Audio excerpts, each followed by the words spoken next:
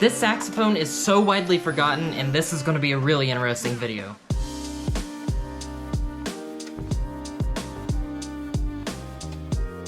Before we get into this saxophone in particular, let me tell you a little bit of history. Alright, so the year was 1914, and this was the year whenever this saxophone started being made. And during this time, orchestras were way more popular than they are now. And the idea of this saxophone was to fit in an orchestra, to be used in an orchestra. You see, this saxophone is actually called a C melody saxophone. That's a weird name for a saxophone, but it just means that this saxophone is pitched in C, and it sits somewhere between tenor and alto today. However, that's complicated whenever orchestras already had a very long history with music already written for them. You couldn't just write a new instrument in all of this music that orchestras already had. So it ended up failing in that sense. However, that didn't stop this saxophone from being popular. You see, it was used for a lot of house gigs, and it was used in a lot of bands where transposing was kind of a pain in the butt. But this just never took off like the tenor and alto saxophone. So during the stock market crash in the 1930s, this saxophone stopped being largely produced. Today you can find cheaper brands producing C melody saxophones, but they're not good. They don't hold up very well. But it is kind of hard to get a vintage because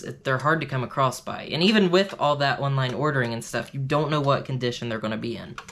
So I was lucky to get this saxophone whenever it came into the shop, and I got offered it for $200. Of course I was going to take it. I mean, this saxophone is such an important part of history. Some very influential jazz musicians also played this saxophone before it stopped being produced, such as Ted Lewis, who actually is from Circleville, Ohio. Yeah, I know, I got the Ohio State merch on. That shows my bias, but Ted Lewis actually imitated a lot of the original New Orleans-style jazz, and he was one of the first, like, northern musicians to do this, and that kind of was his legacy. But he was most known for playing the C melody saxophone, and not a lot of musicians are truly known for playing C melody saxophone.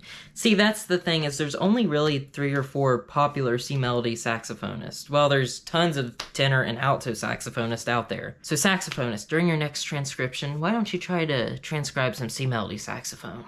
But yeah, I know you guys want to hear some of this, so let's go listen to some C melody saxophone.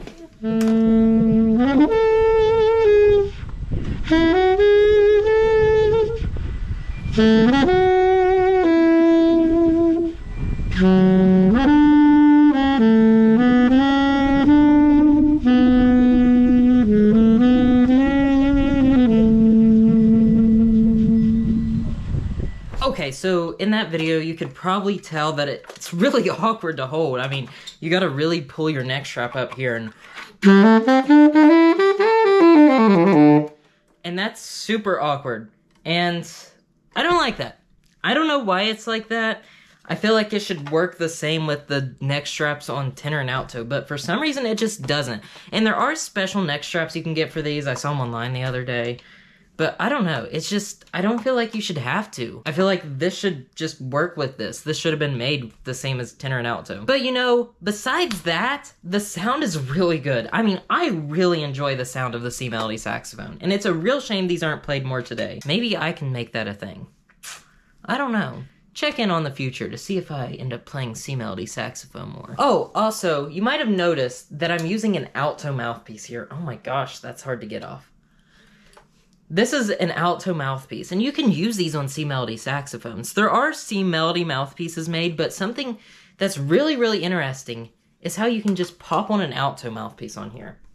I mean, the versatility in that is really cool. Like, you know, I could just pop this over from my alto to my C melody.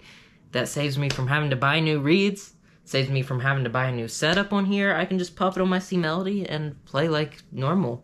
And for those of you wondering, yes, the C melody mouthpiece is a bit bigger. Here's a little comparison of these. You can kind of tell that the C melody mouthpiece has a bigger tone hole. But this is such an interesting part of history, and I thank you guys for exploring it with me. Now, if you guys want to check out some more videos where I'm comparing a $700 saxophone to a $3,000 saxophone, click right up here. It's an interesting video, I promise you. You should go check it out. Thank you guys for watching. See you guys next time.